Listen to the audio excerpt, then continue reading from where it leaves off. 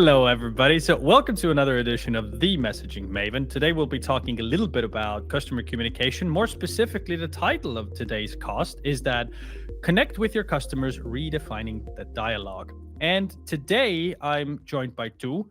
Tell us a little bit about you and why you're an expert on this topic. Hey, Hugo, good to meet you, and thank you for having me here today. I've been working in customer service for more than 20 years, and for the last 7 years, I've been working at a company building a customer service platform called Dixa, and I've been fortunate enough to spend a lot of time in the crossfield between sales and product. So I've spent a lot of time with customers to understand the different challenges they've had, and then trying to solve them in the best possible way within the product. Sounds good. So, tell me, what's your sort of overarching philosophy, or how do you even unpack the idea of customer communication or customer interactions in general? It's always something that catches companies off guard, I think. You never contact a business to say that what you ordered arrived on time or it's in mint condition. You only reach out when something has gone wrong. And then it's about how organizations deal with that when customers reach out. And what is really important here is that customers don't think in channels, they think in context. So they will reach out on whatever channel is close to them at that point in time. If it's something that's extremely urgent, they will call you up. If it's on a website, they might fill out a form or go to chat. And if they are standing in the queue in the supermarket, they might reach out on social media.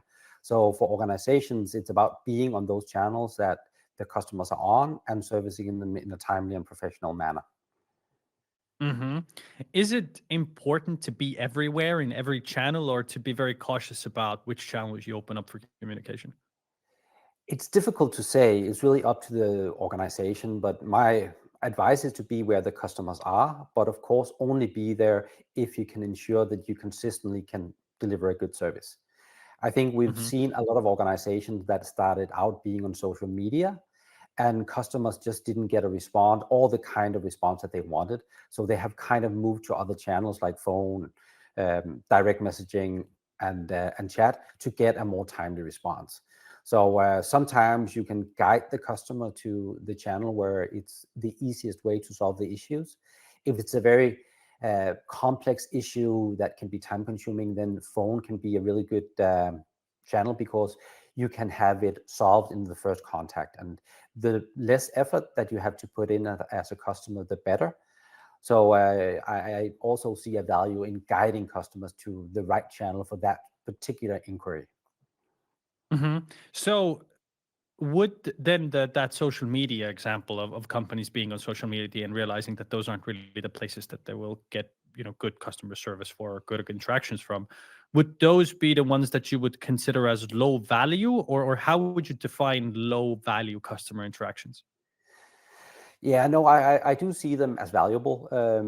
When it comes to social media channels, it's very often this bastard child that lives somewhere between marketing and customer service. And it's often marketing that send out some kind of messaging, and then there can be a response in the thread, when will my order be delivered, which has nothing to do with the post. But then marketing will forward it to customer service, and sometimes it just takes a long time for that inquiry to actually be happening or handled.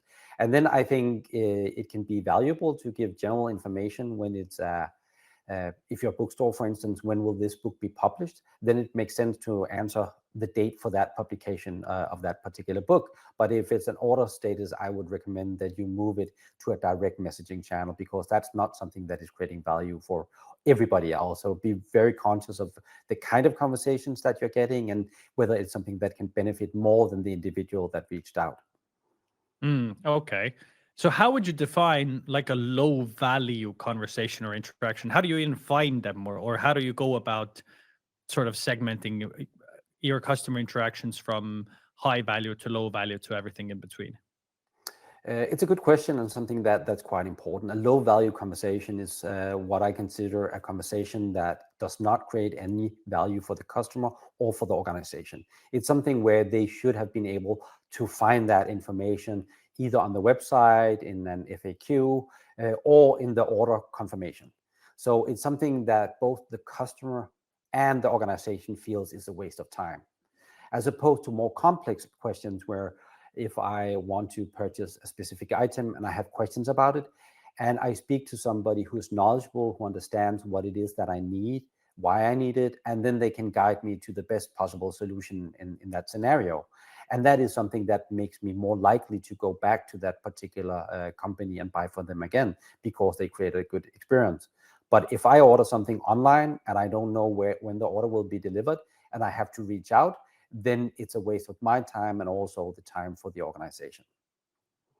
So it's sort of more about indicating the places where you're sort of missing value in a genuine sort of piece of information that could be automated, like a order confirmation or something like that, as opposed to any specific channel or any specific sort of mode of communication.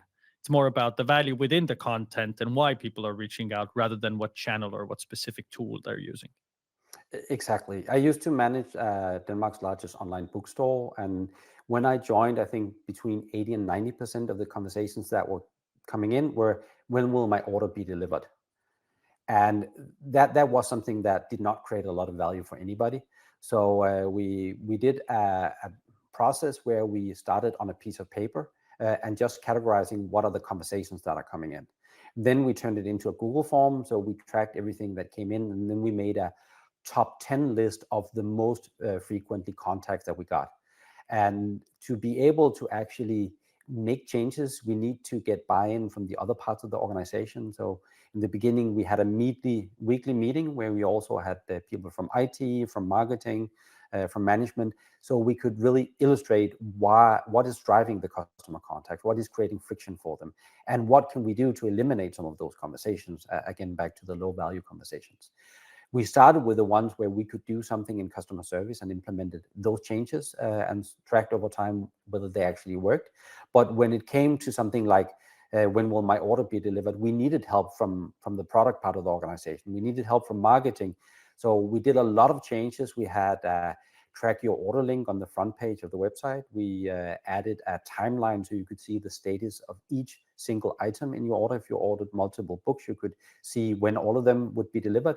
You could also see where the book was, if it had been ordered, if it had been received at the warehouse, if it had been shipped. We also added an expected delivery date for the entire order. So you didn't even have to open the email to see when you expected the order to arrive at your door, because it was in the subject line. So all those changes together reduced those kind of contacts. So I think when I left after 3.5 years, it was about 20% of the conversations that were, when will my order be delivered?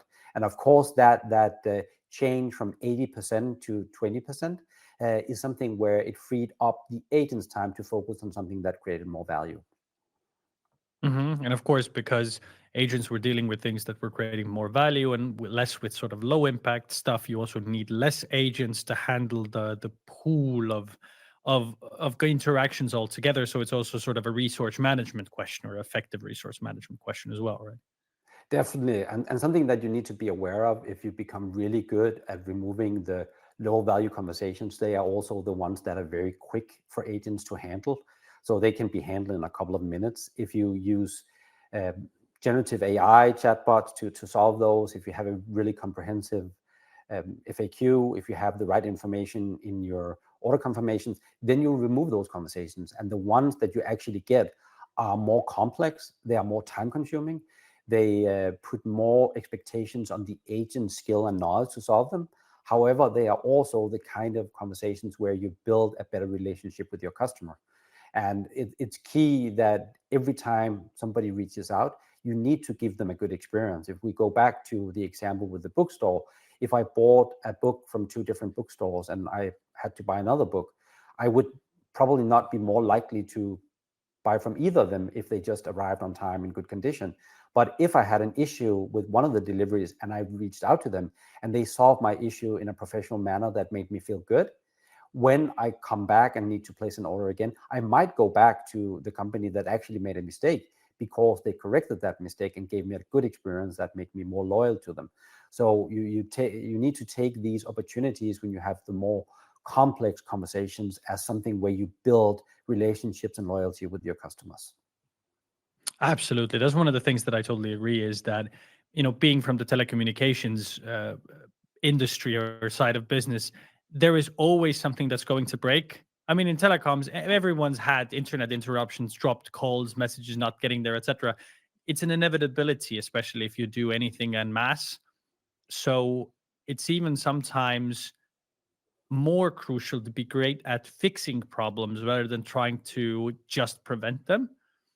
And very often it is for us as well, our the success of our customer support very often has been down to being really, really helpful and supportive in fixing issues, not trying to avoid them, or trying to automate, or trying to be sometimes even the fastest. And maybe this drives me to an interesting sort of question that stems for me for that, is that which is more important, the way in which you do sort of solve the issue, or the quality of the solving of the issue, or the full breadth of the solving of the issue, or the speed of solving the issue, like making sure that you solve every aspect of the issue, or how fast you solve it. Is there a difference between the two? I don't think speed is critical here. Of course, it has to be done in a timely manner. But the most important thing is that as an organization, you take responsibility because, like you said, issues will arise, mistakes will be made. If you deliver something, some shipments get lost. Like it's the way of the world. You cannot avoid it, and it's about how you deal with it and take responsibility also for things that are outside your control. Because if somebody orders something from you, even though it's the distributor that misses the order, then it is actually your responsibility. So it's about how you take responsibility and then how you solve it. And if we go to a website like Trustpilot or you go to TripAdvisor, most people will not read the 4 or 5 star reviews. They will read the 1 or 2 star reviews. They are checking how do businesses react when things go wrong. And if they are not responding to those low rating reviews, then you are probably not very likely to buy from them because it doesn't give a lot of confidence. But if they're actually responding to them and owning that it's their responsibility and finding a solution with the customer, then you are more confident in their ability to solve your issue if something goes wrong. Of course, if you look at 100 orders, it's rare that things go wrong, but they do go wrong. And it's about how businesses handle it when that happens. And they can also become better at being proactive. One of the challenges that we had when I started at the bookstore was people calling and say, when will my order be delivered on the day that was supposed to be there? And they say, oh, I can see that it's delayed. And they're like, oh, you already knew that. Why didn't you tell me? Like it started a really bad conversation with that particular customer. So we implemented another functionality where if the order had not been shipped the day before it was supposed to be delivered, we knew that it would not arrive on time. So we sent a message to all those customers, said, your order is unfortunately delayed. We are looking into why, and we'll get back to you as soon as we can. So we became proactive in telling them, we know that we did not deliver on the date that we said. We're looking into the issue and we'll get back to you. So you actually don't need to do anything. And for some people, it didn't matter whether it arrived on Monday or Thursday, they didn't need it. But if it's something that you needed for a big project at school or university, it was quite important that you got it on time. So making that small change and telling them we know we didn't meet our expectations is also a really positive thing that you can do. That makes a lot of sense. Now, I usually take questions in the end, but there's one question that popped into the chat that's very interesting for me, and very contextual, from Linda. Is there some kind of downside to optimizing or removing the low value conversation? Is there a downside, and is there something you need to be very much aware of when you deal with getting rid of low value conversations? It's a really good question. I cannot see any reason for why you wouldn't want to do it. The only thing that you could argue is that it creates more variation for agents. It's also nice to have tasks that are easy to solve and quick. If you just have a whole 8-hour workday with a very complex issue, you get really tired. So that would be one argument, but that is looking at it from the agent side. And if I look at it from the customer side, the best service is no service. So if I can tell a customer that something is wrong and I know and I'll fix it and they don't have to reach out, then it's a positive experience. If they go to my website and they are looking for a response to an issue that they have and they can find it at their own time without needing to speak to anybody, it's a better experience than having to wait for a person. So I would still argue that as much as you can do, get rid of the low value conversations, because what is key is how the customers feel about it. And they would rather not have to contact you because, like I said, they usually only do that when something goes wrong. Hmm. Fair. Okay, so switching gears for a second, you talked a little bit about the necessity to synchronize the communication between different teams like marketing, product, getting everybody on board, making sure that the low value conversations are handled with the specificity it requires. Is that what you mean under synchronized messaging, or how do you approach that? I see synchronized messaging is how we communicate with our friends and family. Like we go into iMessage, we go to WhatsApp, we go to Messenger, and we have one long thread. And even though we change the subject quite often, we have previous conversation and context. So our friends know if we refer to something that happened 3 days ago because it's part of the ongoing conversation. That is also how you should approach it when you are engaging with your customers, because that's how they communicate with their friends and family. So that when they reach out to a brand, they expect you to know about all conversations on other channels. They expect you to know that you called them last week or you sent an email 2 weeks ago, what the issue was and what the outcome was. They don't want to repeat information. And to be able to do that, you of course need to have a customer service platform where you have that overview to be able to see previous conversations across all the different channels. And here, something like generative AI is really good at making short summaries of previous conversations. So, for instance, if I'm a customer service agent and you call me up, while I'm speaking to you, I can see that you sent an email yesterday. I can click on that conversation, and then I get a summary and say, oh, I can see that you had an issue with a shipment and it's supposed to be delivered. Can you confirm that you got it today? That's a much better experience for you compared to having to ask me or tell me the story again. I hear some horror stories of people that are being transferred and have to repeat information 2, 3, 4 times to different people, and they started out by entering all the information in the IVR when they called up. So where did that information go? That's like really wasteful. And whatever you can do to remove that kind of friction is something that I advocate that you can do. If we look at it from the agent's perspective, then there are 3 pillars that needs to be in place for them to be able to create a good experience. The first is to know why the customer reached out. So that's about having the right context. That could be a tag, a label. It can be routed to a specific queue. Is this about a return? Is it about a delayed delivery? Is it about a complaint? So I need to know why the customer reached out. Then I also need to know who the customer is.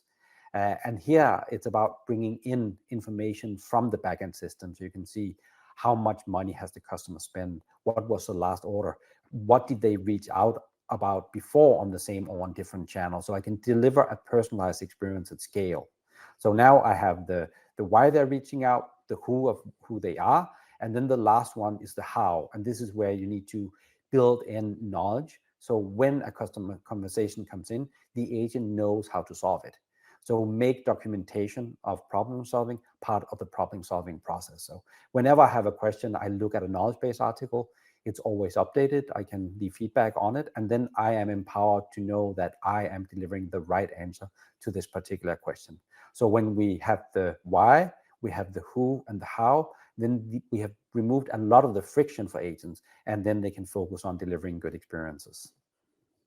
And it makes a lot of sense from our context as well. The idea of synchronizing messaging across multiple different channels, for example, is something that pops up more often because in our field, in business messaging, for the longest period of time, the dominant force has always been SMS. So you have one channel to synchronize with others, which is maybe a little bit easier. But now, going into, let's say, Middle Eastern countries, you would go WhatsApp first, but you would have SMS as a fallback for who those who wouldn't have WhatsApp, and some people are in RCS. So you have this proliferation of different channels that you now need to bring into a singular inbox. And even from a technological perspective, this is a difficult task to sort of perform or to get on top of.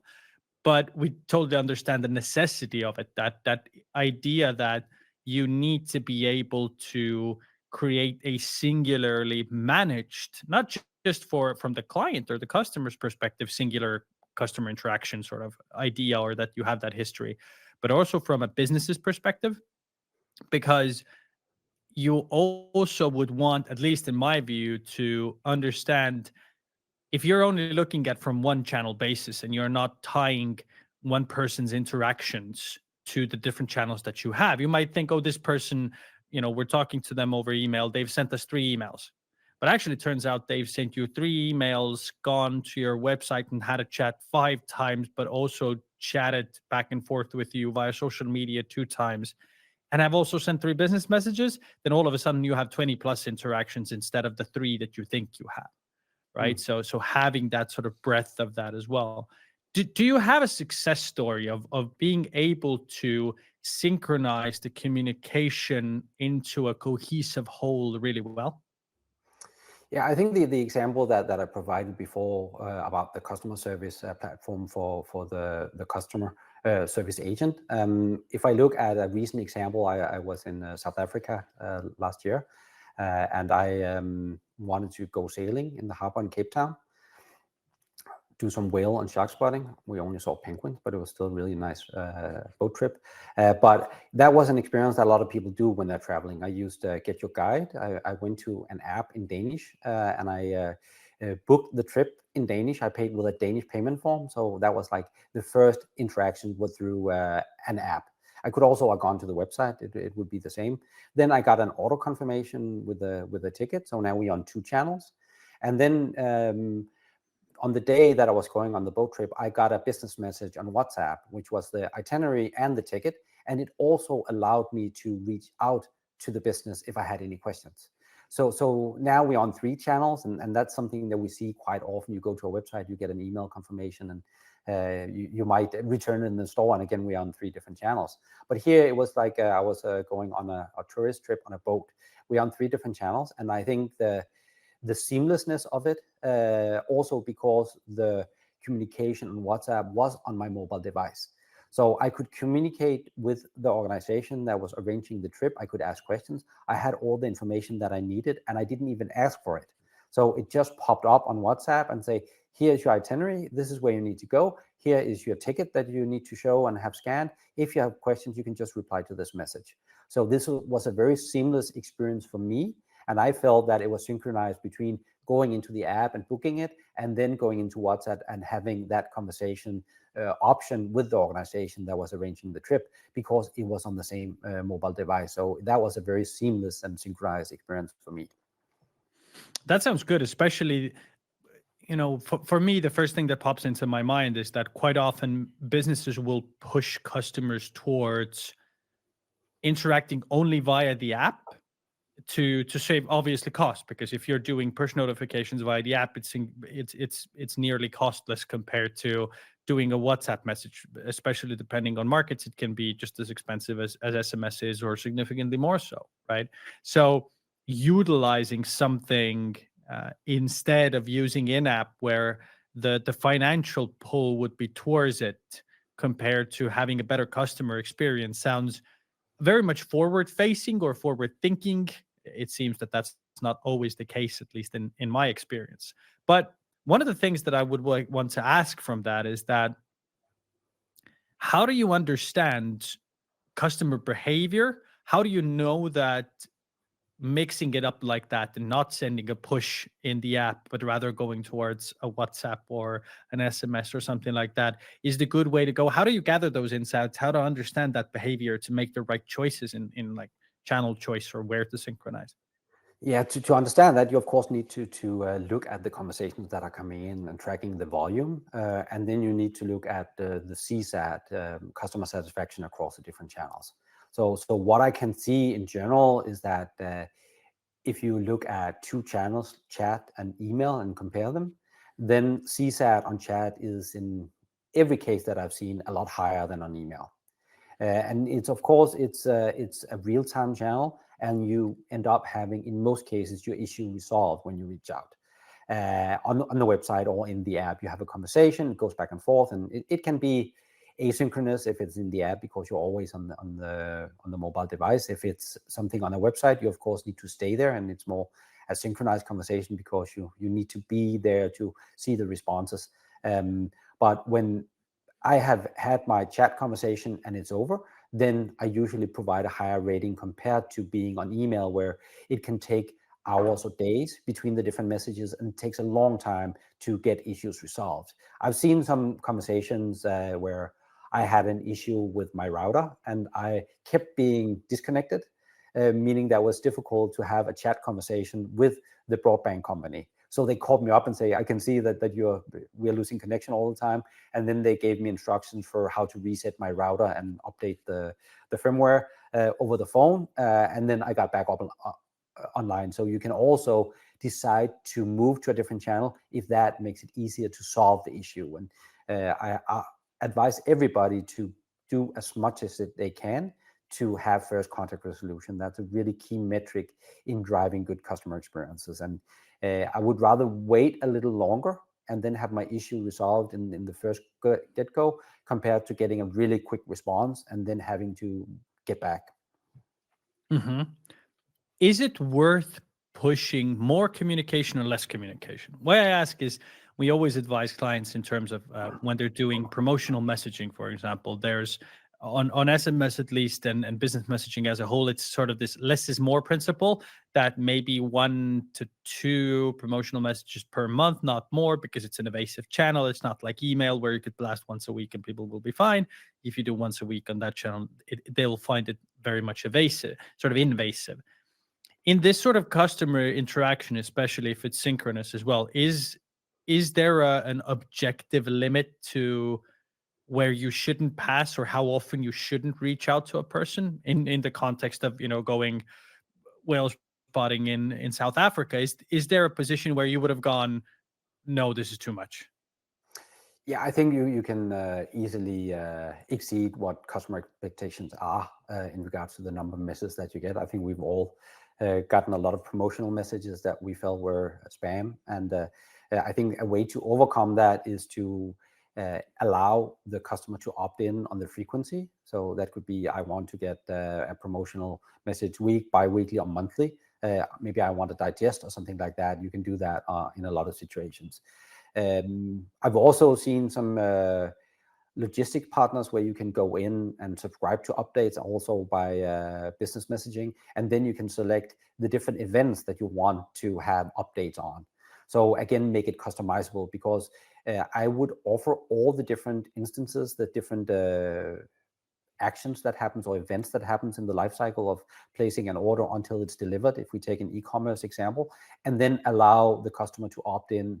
Of course, have a standard one, but they need to be able to change it so it meets their expectations. So when I place an order, I would like to know that, okay, you received the order, you have shipped the order, this is when I can expect to have it delivered. And then I also appreciate the message that your order has now been delivered. Those are the 3 key life stages in the order placement, in my opinion. And then you can have more events tracked if it's something that you want to opt into. So my recommendation is to have as many events as make sense, that creates value for the customer, and allow them to pick and choose what they need in that specific use case. So it's more about understanding specifically what all of the potential interaction spots might be than indicating the most crucial or the unskippable ones, in a way, like an order confirmation and when it's actually arrived, etc. And then giving the customer the opportunity to opt in to the Mm, other various forms of communicating per their own preference. yes, exactly. Got it. Good, good, good. Could you share a success story where you've understood customer behavior really, really well, and it's led to a significant change in the relationships? I think when advising different organizations, it's a lot about really understanding why your customers contact you, and tracking that information, and using that information not just to track it. I've seen a lot of organizations that have collected NPS, that have collected CSAT, and they haven't done anything about it. I think we have a golden opportunity now to use generative AI to make sense of all that data. So we can collect a lot of data, put it into one of these models, and then we can get an output that tells us about what is driving customer contacts. And then we need to go in and prioritize which ones are the ones that are most important, which are creating the most friction, and how can we do something that can reduce those so we can focus on more important things. And back to the example with the bookstop, if I get 80-90% of my questions about a specific issue, then I need to do something about it, because it's probably not creating a lot of value for anybody. And then it's about identifying what are the things that I can do, because it's not just one thing. It's often a collection of small things that you do. It can be 10 things, like adding a link to the website, adding the delivery date to the subject, adding the timeline, added one delivery date for even when you order a lot of different items. So I know what I can expect when I place an order. And if you succeed with that, and that's not something that you can do immediately, it's something that you need to do over time. You need to continue to track it. And then when you have seen that what works and what doesn't work, then you also reap the benefits of having those changes. So the places that I've seen it is with success stories is where you actually use the data that you get in to make changes, and then you track the effect of those changes over time. Hmm. Okay. Now we've talked a lot about data and we've talked a lot about channels and everything else, but how do you solve the issue of making sure that customers feel appreciated and they feel heard via technology or via processes? How do you make sure that you also, when you're getting rid of low value communication and your or low value interactions, and you're improving the quality overall, how do you emphasize the need for a person to feel appreciated and heard? A lot of it has to do with how you communicate, and that's also when we talk about chatbot. It's very much about how they are designed, how they communicate to you. Are they on brand? Are they really, even though they are a bot, then are they empathetic in the way that they communicate? Are the agents trained in a way where they understand the customer's issue, and are they communicating back in a way that is solving the customer's issue? And I think there is a lot of good tools out there where you can evaluate conversations from human agents and also from bots, and do quality audits on them, and then really see what's the correlation between those different experiences and CSAT, and then ultimately with customer lifetime value. Do happy customers spend more money with us? If I can actually prove that from the data, then I will get more funding from the board to my customer service team, because I can actually prove that if I improve the CSAT or NPS by 1 or 2 points, then this is the result that it would have on the bottom line. So really looking at the data, back to the data that you said here, is understanding it, processing it, and looking at what are driving both good and bad experiences, and how can I get less of the bad experiences, and how can I get more of the positive experiences. And something that I've seen a lot of organizations do is they focus a lot on the very unhappy customers. But if you have a bell curve, you have a few customers at the bottom or the start of the bell that is unhappy. You have a lot in the middle, and then you have on the other side a few customers that are very, very happy. That's what I see in most organizations. And organizations have a tendency to really focus on the very unhappy customers. But that's probably not the right approach, because number one, there is few of them, and number two, it's very difficult to change their opinion or experience. However, if you want to focus on the middle of the bell, the ones that are neutral, and push them towards having a better experience, then it's often something that results in a much better financial outcome for the organization, because suddenly you are targeting a very large group of customers, and the effort to move them from neutral to positive is not as big as moving somebody from negative to neutral. So it's also about really understanding where do I need to focus my effort to create the best outcome for both my customers and for my business. And it's really interesting because if you also move a customer from neutral, so negative to neutral, are you increasing their likelihood of purchasing, or are you decreasing their likelihood to give you a bad review? Like what is the more likely event to happen there? If you're pushing someone from neutral to positive, I would assume you would be increasing their likelihood of purchasing as compared to the other scenario. So what I hear from this is it's more important to improve the overall general customer satisfaction across the board, especially with your biggest and most frequent maybe contacts or users or cases, and improve those to drive the average up rather than to ensure that everyone is at least neutral. Yes, absolutely correct. I think the most important thing is to consistently meet your customers' expectations on every single interaction. It, it doesn't pay to delight, so exceeding customer expectations every single time is really expensive and it's not necessary. But if you meet them every single time, that is what you need to strive for. And then for, I would say, a lot of organizations, we've seen a lot of subscription services recently. And I have two examples of meal delivery services where they could see a correlation between speaking to customers who had an issue and speaking to customers or not speaking to customers. So they had like segmented them into two groups. They had one group that didn't reach out to customer service and another one that did. And they could actually see, because they had a very big focus on good customer experiences, really understanding the customers when they reached out, that it improved the customer lifetime value with $200 for the customers that they spoke to. So in that sense, you could really argue that customer service is a value center for the organization, because the customers that had a good experience when something went wrong, they spent more money and they stayed longer with the company. And that is something that organizations need to be able to prove the value of the service that they're providing, because then again, they will have more ease of getting a bigger headcount, because it can correlate to positive business outcomes.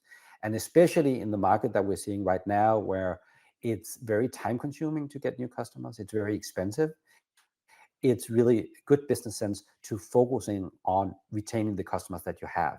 And to do that, you need to consistently meet their expectations.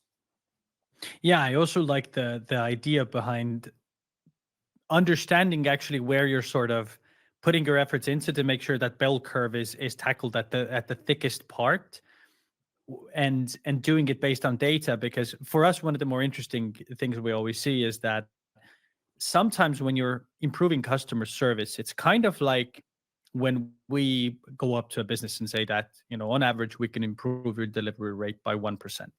And 1% compared to a 20% price increase for that 1% seems like an unfair addition, right? Why would I pay 20%, 30% more for a better customer support software if I'm only getting 1% more business, for example, or 1% better interactions, etc.? But the thing is that, let's say that if you're a logistics delivery company, you're delivering parcels last mile, right? If 1% of your parcels don't deliver, that might be 100,000 parcels, right? And reprocessing 100,000 parcels is significantly more expensive than paying 20% more for messaging costs. So it's the same thing in customer success as well. And if you pay 20% more and increase your sort of customer satisfaction by 1 point, for example, that 1 point may lead to literally millions of additional revenue, while you are spending 20% more on customer support. So it's the question of also comparing the right things to the right things, not just comparing the success in just the metrics in percentages improved versus money spent, but also comparing how much money did I put in and how much money did I put out. If I'm spending now, let's say 5K a month more on customer success, but I'm taking 100,000 more out, maybe it makes sense to put in that extra 5K into that equation. Yeah, I couldn't agree more. And one easy way to visualize it is if you take your customer base and you segment them into gold, silver, and bronze. You have 3 different segments. And then you have the average order size or customer lifetime value of those 3 different segments. And then you correlate it with the CSAT for those segments. And then you can actually map out that if you improve CSAT, you move 1% of the bronze customers to silver, what impact will it have on the financial results? If you your service goes down and you lose 1% in the gold segment and they go down to silver or even bronze, what impact will it have on the bottom line again? So looking at data across your different platforms. So it's about both looking at the data from the order management system, but also on your customer service platform. And I think for historical reasons, they have very much lived in silos. So it's been almost impossible for organizations to get a holistic view of that data. But we have reached a place now where we have data warehouses and data lakes, and you can actually look at those data together, and you can use AI and different models to process the data to make sense for you. So that can give you insights into how does CSAT impact the customer lifetime value of customers, and what does the model recommend.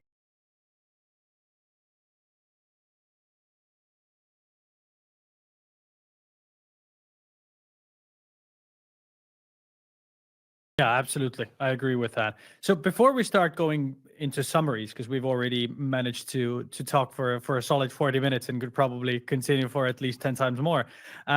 Here's a good question from Linda again. How do you overcome the negative customer encounters? Is there a way to actually bounce back?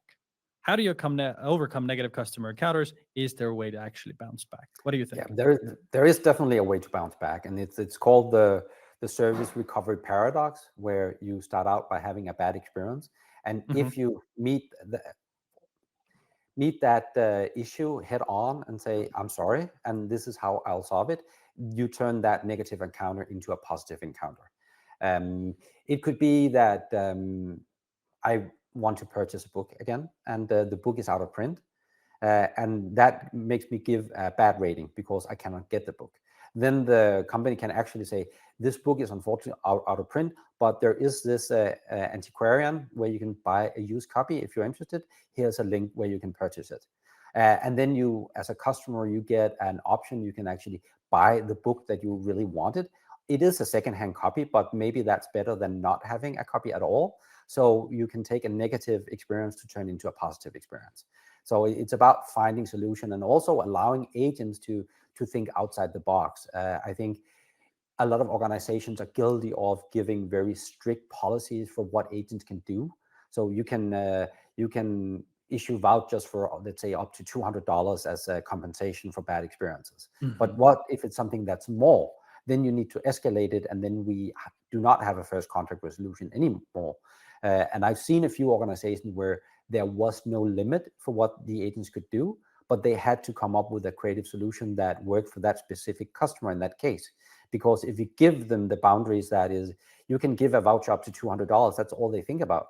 But if you give them empower them to find a solution for that specific customer, and they don't need to think about how much it costs, they become very creative. And one customer that I spoke to had implemented that, and they actually saw the spending for compensation go down when they removed the limit, because suddenly the customers could, or the agents could find out solutions that were not very expensive, but actually met the customer's expectations.